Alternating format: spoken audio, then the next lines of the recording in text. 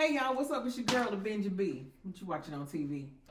First I must preface this by saying I have already recorded this video. Somehow the video was disconnected from the audio. I'm trying and I'm learning. I didn't realize this till I got to get ready to get uploaded. So anyway, I figured it would be a little easier on myself just to refilm this. So I'm saying all that to say I'm gonna keep this shit short and sweet, because I've already talked about it, and I probably made all my valid points in the last video, but we still gonna get it in, right? So this is episode 3 of Baddies USA. Okay, so this episode opens up, y'all, with Dolly and Tink fighting. Basically, Tink kind of asks them on the sprinter, you know, it's the big 3 and a couple more girls is on there with them. I think Sukihana and Sapphire and Gretchen, I believe. Tink basically, she charges, well, she didn't really charge her up, that's a little too strong, but she basically confronts Dolly about saying that she was gonna check her, you know, the next time she seen her once her finger was healed up. Child, Dolly did not duck the smoke at all. She went, she faced it straight up, you know. She caught Tink a couple times, pop pop. Tink got her back a little bit, pop pop, you know. But I will say, I think Tink got rocked in that fight. I do.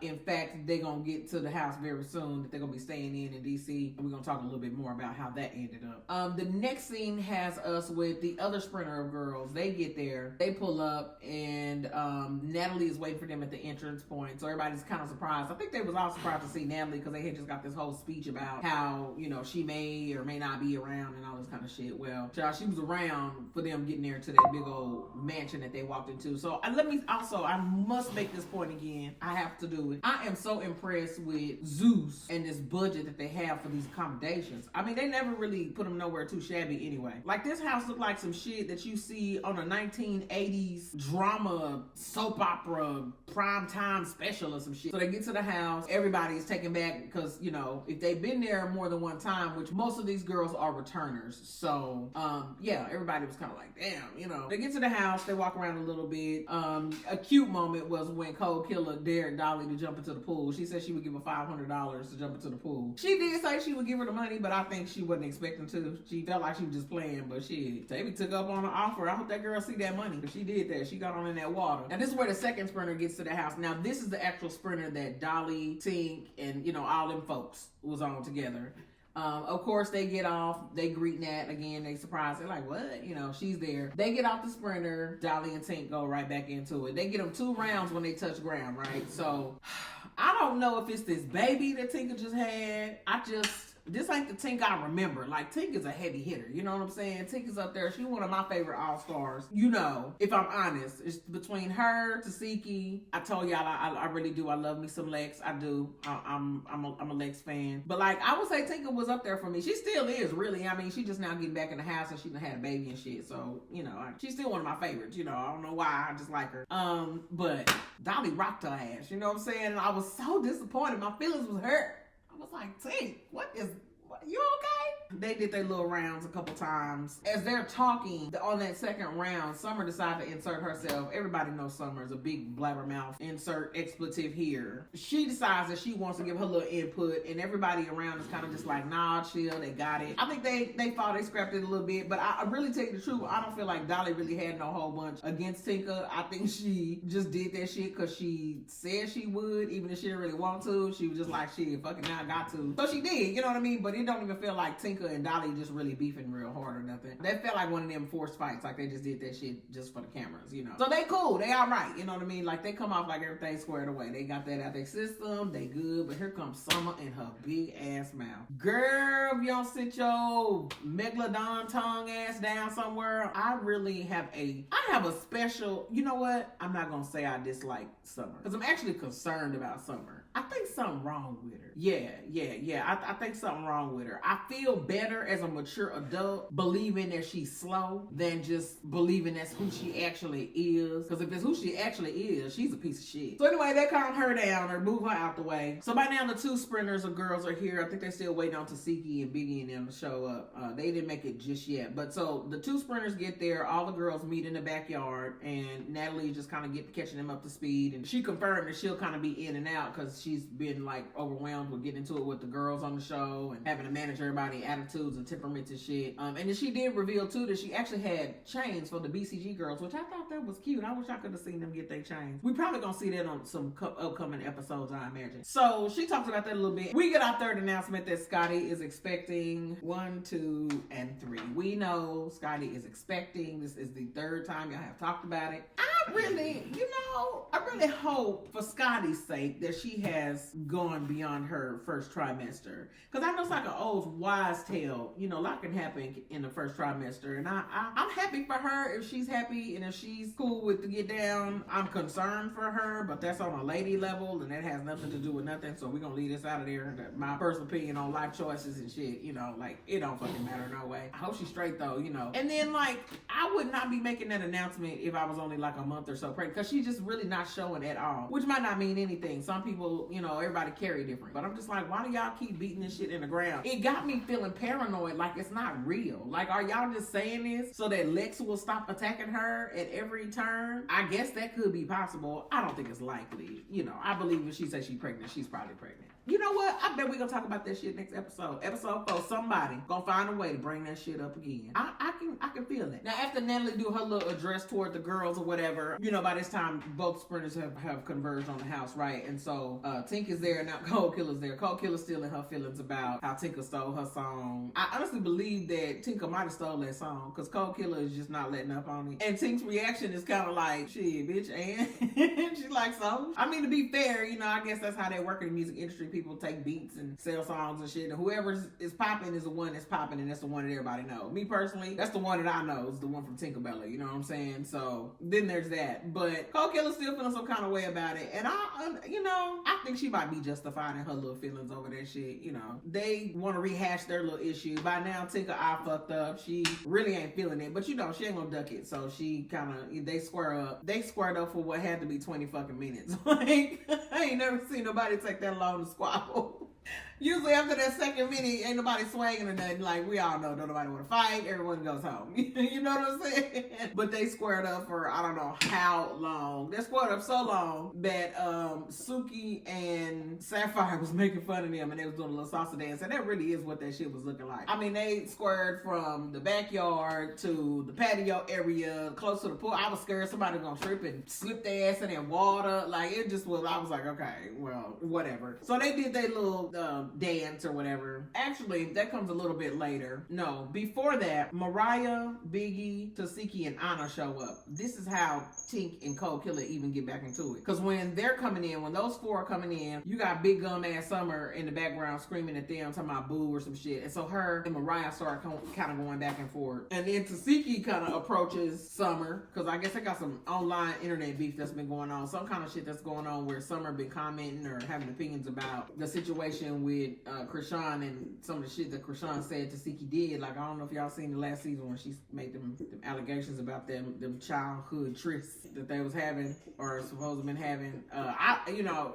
I don't even want to touch that shit. But apparently they have made up since those statements were made, which they are back into it again, which is very sad. It's fucked up. It is what it is. However, that's how Summer and Tasiki, I guess, got to where they are as far as they be concerned. Tasiki see her and she ready to go. So Summer talking her little shit or whatever. And as Tasiki is approaching Summer, now Tasiki is, you know, I think I know what it is about Tasiki. Tasiki square, like, she fight like a nigga. Like, she fights like a man fights. You know what I'm saying? And so I know everybody there was nervous because they kept trying to keep them from connecting. Nobody wanted someone to actually catch them hands. She finally got her a little bit. She dusted her ass off a little bit, but it didn't get as bad or as horrific as it could have been. However, as that's going on, this is where I jump back to the Cold Killer Tinker thing, right? Because while all that's going on, Cold Killer, she decides she gonna sneak Tink, and then that's how they get into their square dance. That's how they get into their square dance for 20 fucking minutes or however long that shit lasted. It's about this time, I think, where Tommy gets there, and she comes in, and she just is just all over the place on both camps, and she is inserting herself into all the things on all the sides. I will say, I'm kind of digging this new shit Tommy Tommy is doing. I think she still be drunk in a motherfucker though. But she really did come off like she was trying to kind of be like motherly to the girls. Now we gonna see how long that shit lasts. Somebody make her mad enough and she get the growling. You know how she do that shit with her face when she be talking real hard. Yeah, she gonna hit that shit at least twice this season. I already know it. But I do like how she was trying to break them up. She was trying to get Tasiki to stop, you know, fighting her sister when she gets there, because that comes up in just a second. I just like the mature look on her, like, you know, fly bitch, and then she done calmed down, and you know, it's just not a good look to be the old bitch in the building. You trying to fight like this, like. And Tink still want that smoke with Tommy from that, from when she shot her ass a couple seasons ago. Tink feel some kind of way about that, but that did not even come close to a thing. This whole episode was just fucking chaos. And the whole time in this episode, all you hear is Summer and her big foul fucking mouth. I mean, I could be a hypocrite. My mouth be foul too. But she's just obnoxious. And she's screaming and talking the whole time through while everybody's trying to work through their issues. Ugh, she is so annoying to me. She was talking so much, going so hard for so long, to where even when they separated her, even Lex was trying to get her to calm down. Lex and Dolly, to be fair, like they both was like, listen, you doing too much. Why is you talking and all in this girl? Like, you should not have nothing to say. Don't put your mouth on them girls' family things. Like, why are you doing that? You know what I'm saying? On top of that, other people got their little issues going on, and she up there hollering and instigate. Like, bitch, shut the fuck up. Like, somebody take her ass back out there to that barn somewhere. Ugh, she makes me so tired. I really hope she's slow, because like I said, I hope she's slow. So anyway, a little more time has passed, and then now Krishan gets there. Krishan pull up with Marsh and DJ Sky. She pulls up with her little friend group or whatever, and they go in. And poor Krishan, she walk in, she looks so confused. She just looking around like, what the fuck is going on? So she steps into it, and as soon as Summer sees her, I guess she's gonna try to corral Krishan to her side or something. And she like, Krishan, beat that bitch ass. Like, who the fuck you think you are to tell somebody to whoop their own sister? Like, just even if you just, and I think she think that what she be saying be making sense. Like, I really believe, child, I don't know. It's just not, and you know what's so sad about Summer is Summer, you can tell this ain't even no act for her. You know, I think some girls do get on there and they try to do a lot, you know, to get the little camera time because they want to, you know, they want to be known. They're trying to come up or whatever. I don't even think it's that with Summer. I would like to see somebody do a psychoanalysis of her ass on YouTube. You know how they got some of these YouTubers that get on and they do like a psychoanalysis of, you know, certain characters in movies and shit. Like, it's a really dope channel. I can't think of the name of that channel, but he do that shit for like villains in movies. I would love for that dude to give his synopsis on what the fuck is wrong with Summer. None other. What's wrong with her? Child, I'm tired. But anyway, she decided she's gonna try to get Krishan to fight Tasiki, which at this point, people are trying to ignore her, but she's really, really obnoxious and she keep going. So even her friends are trying to tell her, yo, you really need to chill out, and she just ain't letting up. So a little more time passes. Krishan and Tasiki are attempting to talk. I can understand why Tasiki was upset or whatever. I totally get it. She is really, her feelings was hurt. And you could tell she was mad, but she was actually crying, like she was tearing up. And so that's serious. And so that serious shit, like, I don't know, I feel some kind of way about that. Like, it bothered me. It bothered me to see her that upset because she was like really crying over it. So whatever is going on with them is absolutely real. As a matter of fact, there has since been some beef online since the season started between Lex, Krishan, and Tasiki. And I guess Tasiki and Krishan is back on the outs, which is unfortunate. And then everybody is trying to paint Lex like she's scared of Krishan and like Krishan is scared of Lex. I don't think neither one of them girls are scared of each other. I think they both growing the fuck up. I don't care what nobody say about Krishan. I know people hate her. I know she do some stupid shit. I know she loud. I know she's boisterous. I know she's not extremely delicate like people think you need to be when you got a real pretty face. But I don't think she's scared of Lex. I think she really she seemed like she just don't want to fight no more. You know what I'm saying? And it's weird that could be used against her, or that like people trying to use that as another thing. Like, what if it really is, you know how everybody's saying that she don't believe in God or she not really for real with the Christian shit? Like, ain't nobody perfect in it, you know what I'm saying? But what if she really is trying to do that shit, and you know, maybe she's still sucking toes and smoking blunts, but but she don't want to fight, you know what I'm saying? But what if she just don't want to fight? Like, that's a start, no? I feel like a start to me. So that's what she comes off to me, like she just don't want to fight. And her sister approaching her and being that upset, you can tell it bothered her a little bit, you know what I mean? So she talked a little shit in her confessionals, like, why are you crying? And I'm trying to talk, but you won't let me talk. But Krishan looked like she just don't want to fight. And I think Lex is kind of doing the same thing. They developing. And these girls are getting more mature. And how can we be mad at that, you know?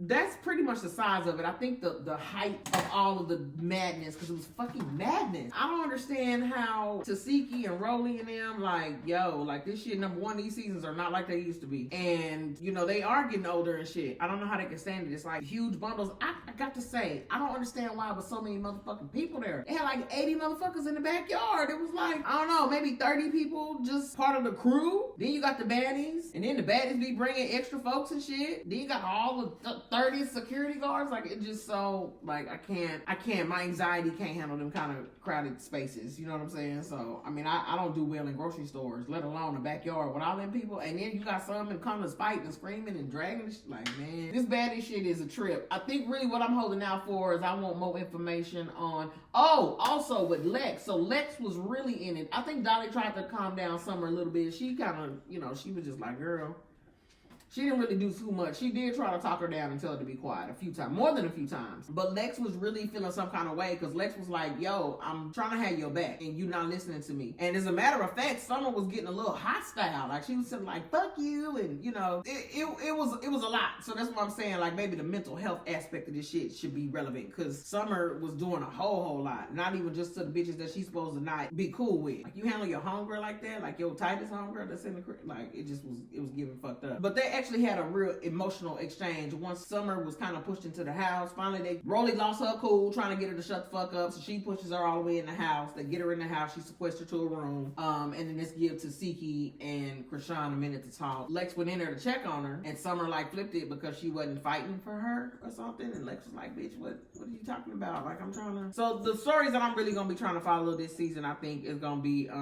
definitely the sisters, and then Lex and Summer, because I do know from social media that they have already ended their friendship, but I done heard like a couple different things, like maybe they was like fucking around and it went bad. I'm more inclined to think it's this shit here, because Summer is just a lot. Like she is a toxic friend. She is the friend that you become friends with and you end up in jail and shit. She a problem. And anybody that deal with her on a close level, I mean, you taking a significant risk. If you like that kind of shit, go for it. But I just really hate to see Dolly and Lex get wrapped up on some real life shit, because this is Zeus. Like they on TV, they get paid, but like she kind of bitch you go to the club with and get into it and people follow you home and shoot your back windows out and shit, shoot you in your ass or something. You know what I mean? She's bad news, and I heard she ain't coming back. I hope she don't, because we sick of you, Summer.